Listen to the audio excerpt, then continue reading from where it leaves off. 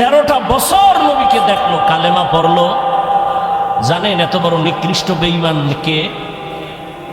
Abu Jahl. এবার দেখেন তো আল্লাহর কুদরতটা কেমন। 13 বছর নবীরে দেখলো, কাছে বসে বয়ান শুনলো, কালেমা পড়লো না। অন্যদিকে 27 বছরের যুবক তরবারি নিয়ে দৌড়ায় নবীকে জবাই করবে।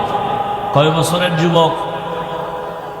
রহমতের নবীকে একটা নজর দেখা মাত্র তরবারি ফালায় দিয়া কয়, ইয়া রাসূলুল্লাহ, এত সুন্দর আপনার চেহারা, আপনি মানুষের দুশ্মন হতে পারেন না। দূরে বসে না দেখে অনেক ধারণা করেছিলাম আপনি খারাপ, আমাকে দয়া করে মাফ করে দেন। আর তরবারি নিয়ে আসছিলাম আপনাকে জবাই করার জন্য, ওই তরবারি আপনি হাতে নিয়ে আমার কল্লা কেটে দেন, তবে আগে কালেমা পড়ায়া দেন। 13 বছর নবীরে দেখিয়াও কালেমা পড়ে না, আর 27 বছরের যুবক তরবারি নিয়ে নবীকে জবাই করতে গিয়া কালেমাওয়ালা মুসলমান হয়ে গেল। এই ভাগ্যবান ব্যক্তিটার নাম জানেননি? যেই যুবকের কথাই বললাম, শুনো তার ইতিহাস। অর্ধজাহানের খলিফা, এখন ওমর দেশ পরিচালনা করে, রাজনীতিবিদ নেতা, রাষ্ট্র পরিচালনা করে, বাংলাদেশের মতো না, অর্ধজাহান। কেমন পাওয়ারওয়ালা যুবক! যেই পথে ওমর চলে ওই পথে শয়তান চলে না, যেই পথে শয়তান চলে ওমর দেখলে পালায় যায়। এত বড় পাওয়ারওয়ালা, গোটা দুনিয়া কাঁপতেছে ওমরের নাম শুনে। রোম সম্রাট বলে, ওমরের এত পাওয়ার কেন? দেখো তার দল বলে লোক কেমন, তার ডানে বামে বডিগার্ড কেমন, সিকিউরিটি গার্ড কেমন। গোয়েন্দা বিভাগের লোকেরা ফলাফল বের করে বলল, ওমর একা চলে, কোনো গার্ড নাই, একা চলে, এত পাওয়ার, এরে মেরে ফেলো। লোভী রেডি হয়ে গেছে রে মারার জন্য।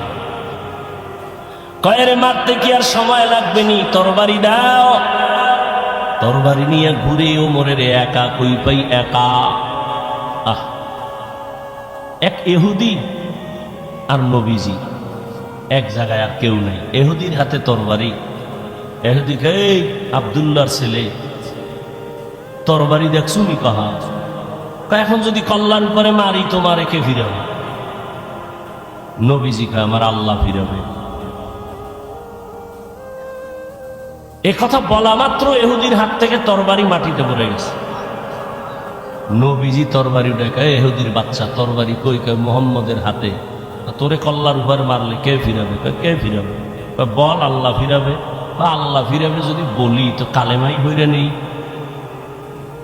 দাও কালেমা পড়ায়। ওমর একা পাইলেই মেরে ফেলবো।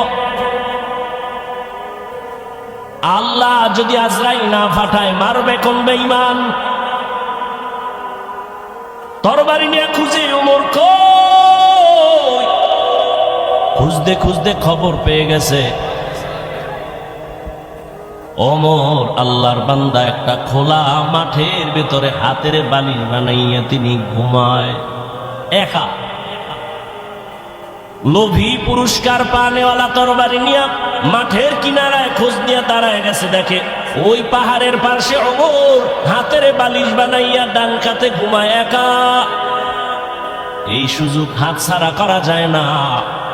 ওমর ঘুমাইতেছে আর ওই দুশ্মন তরবারি নিয়ে কদম কদম আগায়, আবার ভয় পায়। কিছু দূর যাইয়া দাঁড়াইয়া ভাবতেছি আর কত আগাবো। নজর করে তাকাইয়া দেখে ওমর একা ঘুমায় না, জঙ্গলের একটা বাঘ ওমরের পাহারা দিতেছি।